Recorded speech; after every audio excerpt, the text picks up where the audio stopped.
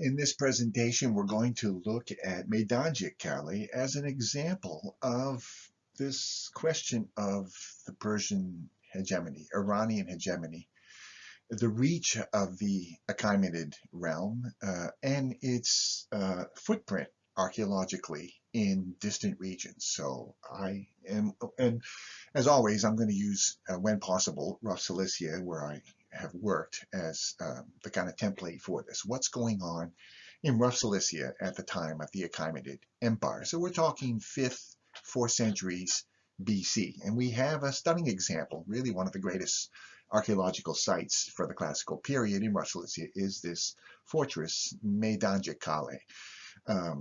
What's significant here? I should point out it was a salvage excavation was done by a French team led by Davin. Tremendous work, rapidly. It's kind of was a very remote region at that time. And what they revealed was that there was a Persian layer to this complex, this fortress. There was an Aramaic inscription that was found that mentioned its name, Kirshu. We know about this place in the Iron Age. One of these petty Cilician kings. This was his ancestral domain. And as well as a beautiful building, which seems to be a Persian satrapal palace, and a Achaemenid relief was recorded there, and a sun altar as well. So there's a number of factors that indicated this among the various layers. And the 3 layers of the site, here you can see it in the mountains. Let's go to the next slide, in fact.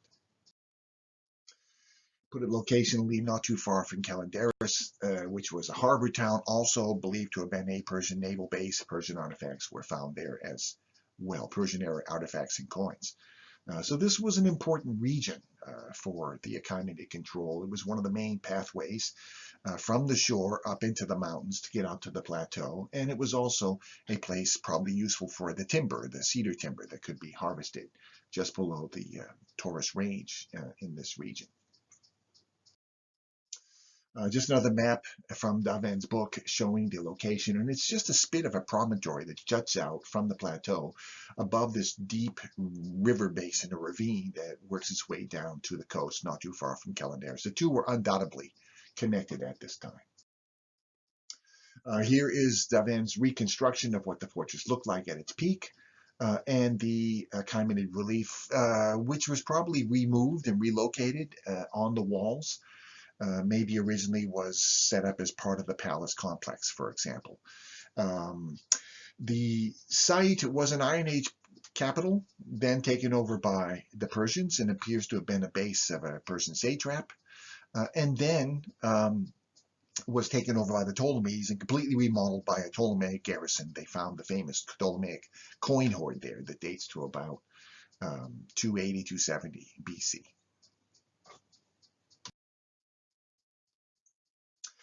Here is the bastion as it survives at the time of the Ptolemies. Have to bear in mind the heavy remodeling, but it has a gateway. You would come up on a ramp and then turn to the right and go through a main gate, walk through this megaron-like entrance portal into the interior.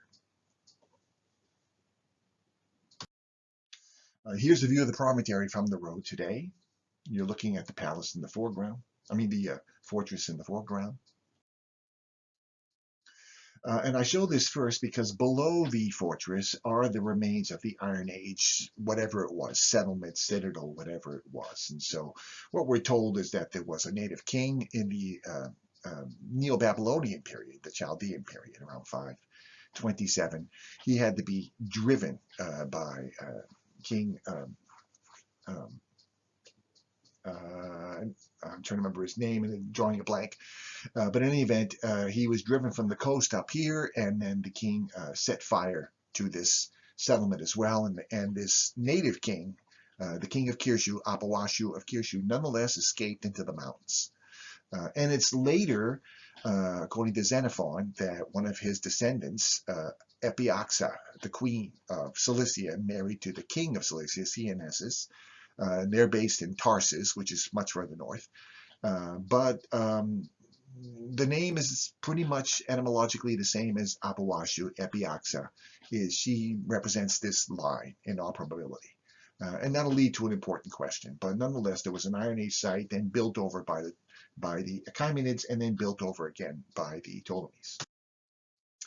And here is, I believe, this is one of the lintels of the remains of the Achaemenid relief. It's totally worn, so I'm trying to give you an impression above. In the Ptolemaic era at the latest, if not at the time of the Achaemenids, this was converted into you have a gun slit there for a catapult, for a bolt firing machine. Where on the ramp, you have to turn the right to get to the gate, and so this was a way of protecting the gate. A very effective way of protecting the gate, we might say. And probably that structure dates to the early 4th century BC. It's just the remains of the citadel of the Ptolemaic period, the fortress. An example of the remodeling. So this was the monumental entrance gate, the pylon gate that you would come through to the interior. And you can see how the Ptolemies took the wall blocks and just completely stuffed this closed. So one of the problems, and what Davin did a great job of, is reconstructing in its original state, because it is hard to conceive of it looking at it today. And then it's pretty much nothing there. It's just a broad promontory. One suspects that maybe there were wooden houses or tents, but a garrison probably was based here. You have to walk along this promontory to get out to the palace. So here is the palace, and it is possibly the best designed building surviving from stone in rough Cilicia. Beautiful molding. It's on a nice step-like basement socle. It's got beautiful molding along the edges, and it just is a kind of a forecourt with these entryway into rooms. Just a view of the molding. I know of nothing in rough Cilicia comparable to this this early. It really stands out. There's the plan to the above me to the right, and here is the plan of another installation on Cyprus known as Vouni, which some have argued was another satrapal palace. Big debate about what Vouni was. All I'm going to point out is the nature of the sort of entranceway through this double gateway into, in the case of Vouni, a peristyle with rooms entering off of it. And here we have this thing, and we have an entryway, an alcove, leading into a little courtyard, and then rooms opening off it. Kind of a smaller version, possibly, of the same design. Again, so we're looking for the footprint of Achaemenid hierarchy in this region, and this is an example. Here is the fire altar with a cistern out in front of it. View of the cistern. Then the southern area around this building, there's another gate that leads down to the ravine. You can see how distant it is from the citadel to the north. It's a few hundred meters. And then the rest of it, quartier, means quarry. So they quarried the block for the various buildings and the fortification walls along the edge. And the pathway up leads up the hillside from tombs down below. There's even some statues, reliefs on the tombs. You have to go to the left when you get to the top, and you can see once again a slit in the wall for a ballista, bolt-firing weapon guarding this gate as well. Both of the gates are guarded by these slits. Again, they could be Ptolemaic, but I leave that to them. We know that the Persians had already were utilizing these weaponry elsewhere, so we shouldn't be surprised. Okay, and now I'm going to just let you see the video of the experience.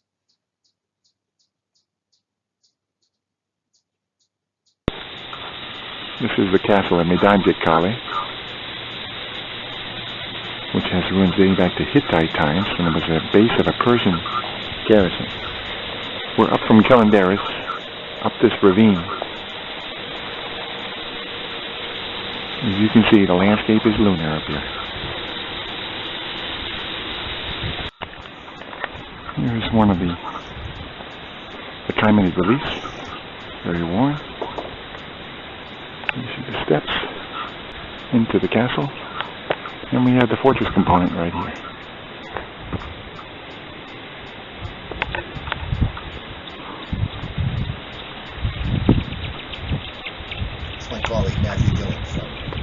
very much, Calico.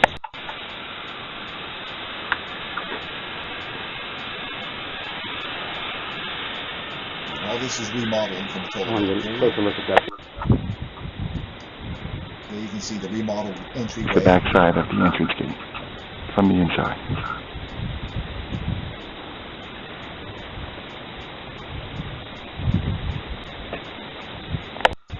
Okay, we believe we've arrived at the Persian palace. Either that or it's a tomb, but it looks pretty complex.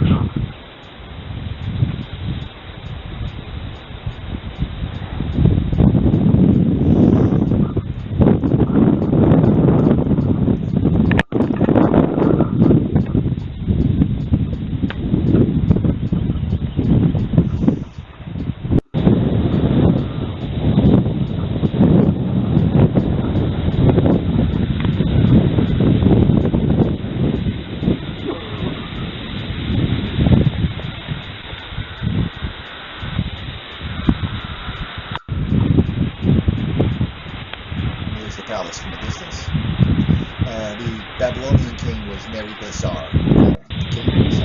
We're at the end of the site, taking in the gorge below. It's the sea in the distance.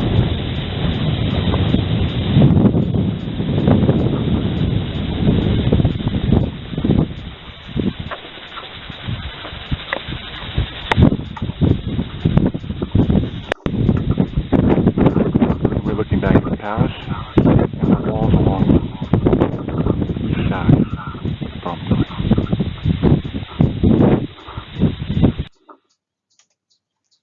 Okay.